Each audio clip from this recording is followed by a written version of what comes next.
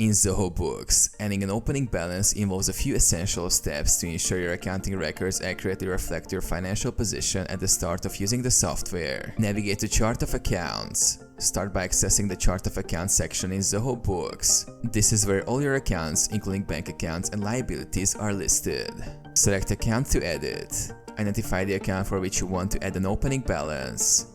It could be a bank account, credit card account, or any other relevant account. Add opening balance. Click on the account name to edit its details. Look for an option to enter the opening balance. Enter the amount that represents the balance of the account as of the start date you are setting up Zoho Books. Date selection. Specify the date from which the opening balance is applicable.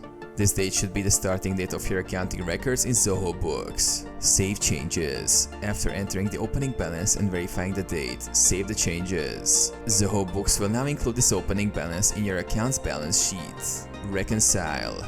If you're migrating from another accounting system, reconcile the opening balances to ensure accuracy. This involves matching the opening balances in Zoho Books with the balances from your previous records. Review and adjust. Periodically review your accounts and adjust opening balances if necessary, especially during financial audits or when transitioning from one fiscal year to another.